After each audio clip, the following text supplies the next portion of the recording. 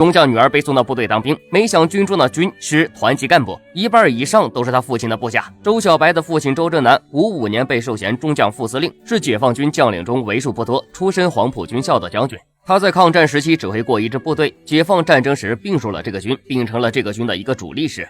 现在他最小的女儿周小白就被分到了军医院内科当卫生员。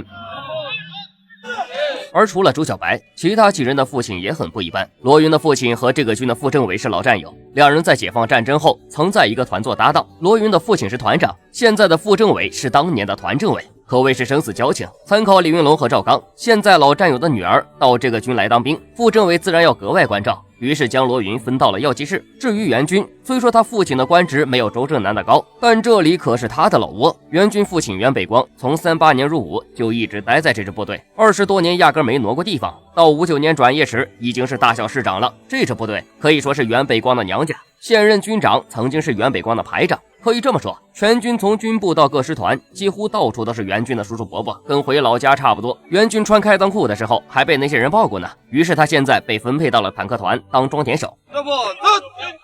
袁军去哪去？三人都被分到了最好的部门，至于没有关系的钟跃民和郑彤，就只能在陕北种地。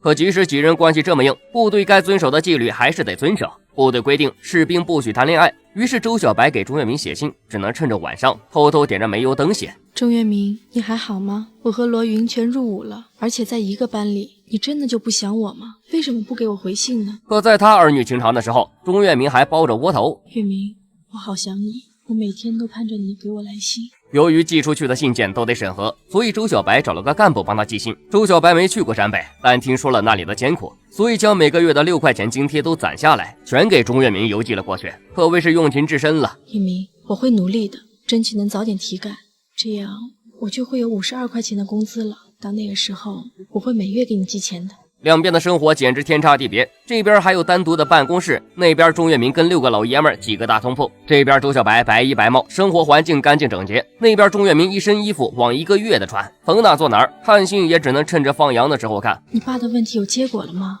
要是他能被解放，你当兵的问题就不成问题了。你总不能永远待在陕北的穷山沟里吧？周小白还告诉钟跃民，自己会努力提干，到时候再央求父亲，要么把他调到城里，要么自己去陕北的部队。而除了周小白，袁军也给来信了，因为有父亲做靠山，他在部队里还是跟之前一样嚣张。双方都期待钟跃民回信，可钟跃民却迟迟没有动静。其一，他的心理落差感实在有点大；其二，他如今自己都吃不饱，哪还有心情联系感情？这不，今天他就为了一个窝头跟郑彤吵了起来。